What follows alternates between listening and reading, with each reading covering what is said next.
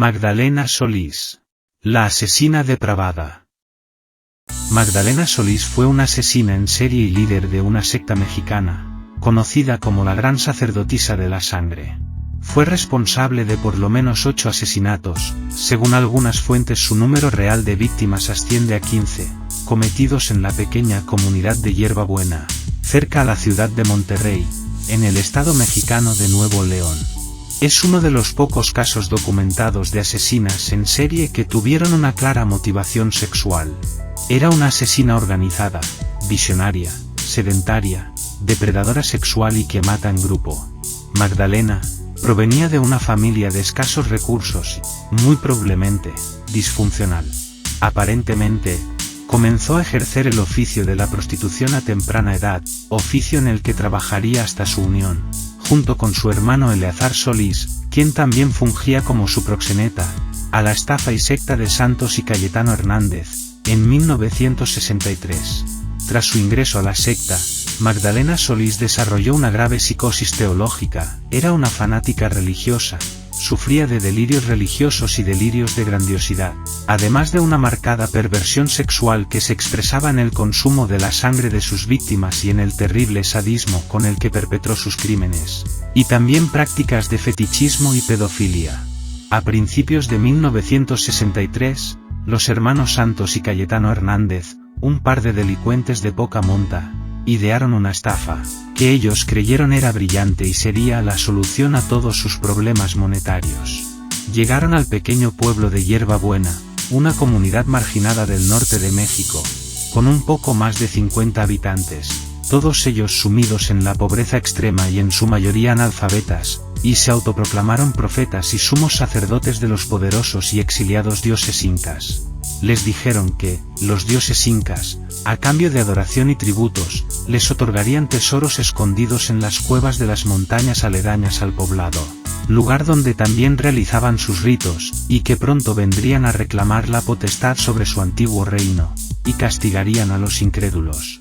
Los Hernández, por completo ignorantes de la mitología inca y prehispánica de Perú, convencieron a muchos de los habitantes de Hierba Buena quienes, presos de la ignorancia y la miseria, creyeron en tal absurdo. Así los Hernández fundaron una secta relativamente nutrida, exigieron a los adeptos tributos económicos y sexuales, tanto a mujeres como a hombres. Los Hernández pasaron de ser unos simples ladronzuelos a estafadores y esclavistas sexuales, organizaban orgías durante las cuales usaban narcóticos.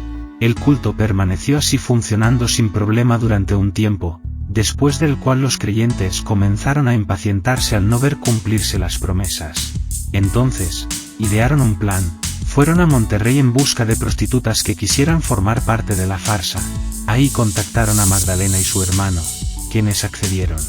Durante un ritual, presentaron, con ayuda de un truco de magia barato, una cortina de humo, a Magdalena Solís como la reencarnación de una diosa. Con lo que nadie contaba es que Magdalena se lo creería. Poco después de entrar a la secta, Magdalena tomó el mando. Para ese entonces 2 adeptos, hartos de los abusos sexuales, quisieron abandonar la secta. Los demás creyentes, presos del miedo, los acusaron ante los sumos sacerdotes. La condena de Solís fue clara, pena de muerte. Los 2 infortunados fueron linchados por los aterrados adeptos. Posterior a estos 2 primeros asesinatos, como es característico de los asesinos en serie, sus crímenes evolucionaron, se tornaron más violentos. Aburrida de las simples orgías, comenzó a exigir sacrificios humanos. Ideó un ritual de la sangre. El sacrificado, que era siempre un miembro disidente, era brutalmente golpeado, quemado, cortado y mutilado por todos los miembros del culto. Posteriormente, se le practicaba una sangría, la víctima era desangrada hasta morir. La sangre se depositaba en un cáliz mezclada con sangre de pollo. El ritual también incluía sacrificios animales y el uso de narcóticos como marihuana y peyote. Solís bebía del cáliz y después daba a beber a los sacerdotes, los hermanos Hernández y Eleazar Solís, y finalmente daba a los demás miembros. Supuestamente esto les otorgaba poderes sobrenaturales. Y les sacaba el corazón. Y basándose en elementos, ahora sí, de la mitología azteca, La sangre era el único alimento digno para los dioses, a través de ella preservaba su inmortalidad. La diosa necesitaba beber sangre para mantenerse eternamente joven. Supuestamente Magdalena era la reencarnación de la diosa azteca Coatlicue. Las carnicerías duraron 6 semanas continuas del año de 1963, periodo en el cual 4 personas murieron de esta terrible forma. En los últimos sacrificios se llegó a disecar el corazón de las víctimas vivas.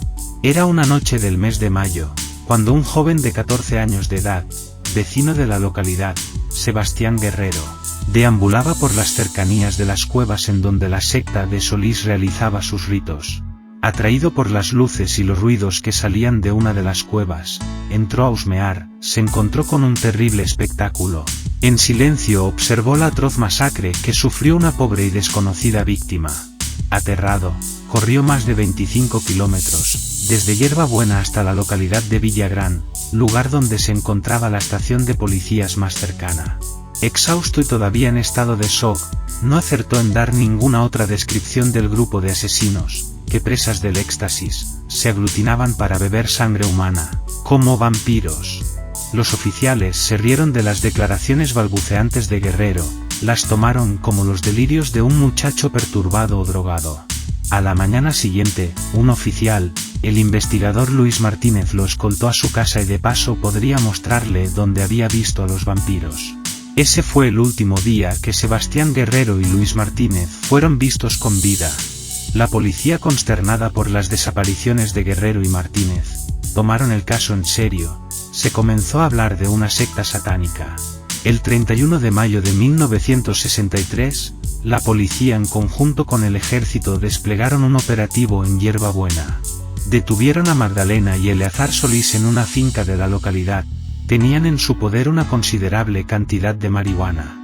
Santos Hernández murió abatido por las balas de la policía al resistirse al arresto. Cayetano Hernández fue víctima de sus propias mentiras. Fue asesinado por uno de los miembros locos de la secta, llamado Jesús Rubio, que ante la crisis quiso poseer una parte del cuerpo de un sumo sacerdote para protegerse. En pesquisas posteriores se encontraron, primeramente, los cadáveres descuartizados de Sebastián Guerrero y Luis Martínez, cerca a la finca donde fueron detenidos los hermanos Solís. A este último se le había extirpado el corazón, al estilo de los sacrificios aztecas. Después fueron hallados los cuerpos, también descuartizados, de las otras 6 personas, en las inmediaciones de las cuevas. Magdalena y Eleazar Solís fueron condenados a 50 años de prisión, por tan solo 2 homicidios, los de Guerrero y Martínez. No se les pudo comprobar su participación en los otros 6 asesinatos porque todos los miembros del culto detenidos se negaron a declarar. Muchos de los miembros de la secta murieron abatidos en el tiroteo con la policía, ya que, armados, se atrincheraron en las cuevas. Los que fueron detenidos, fueron condenados a 30 años de prisión por 6 cargos de asesinato en la modalidad de homicidio en grupo o pandilla, o linchamiento. Su condición de analfabetismo y pauperismo sirvieron de atenuantes. No fue hasta años después que algunos exmiembros de la secta hablaron de los horrores del culto.